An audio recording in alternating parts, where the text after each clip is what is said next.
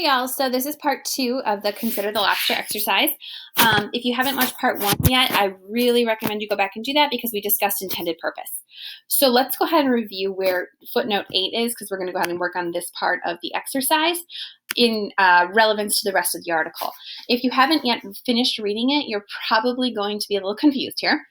But so we begin this paragraph. A detail so obvious that most recipes don't even bother to mention is that each lobster is supposed to be alive when you put it in the kettle. So in the context of the whole essay, this is where he's talking about boiling a lobster in order to prepare it for eating.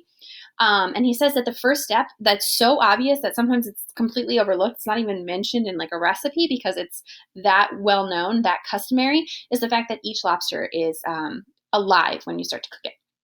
Now, within the context of this paragraph, we have the 8th footnote. NB, nota bene, that's Latin for something very important. Okay, so he chooses to preface his note with an abbreviation meaning very important. So important that I've selected to take it out and give it special attention. That itself is an interesting choice. Similar reasoning underlies the practice of what's termed debeaking broiler chickens and brood hens in modern factory farms. Maximum commercial efficiency requires that enormous poultry populations be confined in unnaturally close quarters, under which conditions many birds go crazy and peck one another to death. As a purely observational side note, be apprised that debeaking is usually an automated process and that the chickens receive no anesthetic. It's not clear to me whether most gourmet readers know about debeaking or about related practices like dehorning cattle in commercial feedlots, cropping swine's tails in factory hog farms to keep psychotically bored neighbors from chewing them off, and so forth. It so happens that your assigned correspondent knew nothing about standard meat industry operations before starting work on this article.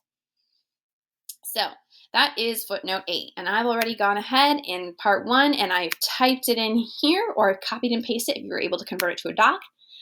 And I've referenced it accordingly and appropriately as footnote 8. Now, this is the most important part, the explanation of the effect on the intended purpose. Remember, we did something very similar to this with ivory tower.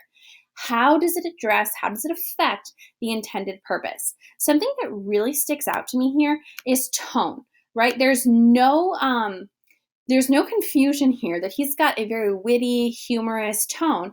And in most cases, and you've seen this several times if you finished reading already, he refers to himself as the assigned correspondent, right? Because he's the one writing this article for Gourmet. So he further removes himself from the text and from the event and calls himself the assigned correspondent.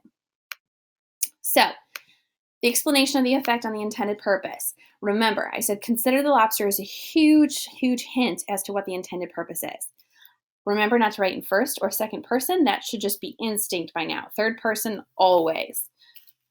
In his essay, Wallace employs, that's been my new little go-to word here, footnotes to add observations that are similar and possibly more relatable, that are similar and possible to the details of the lobster.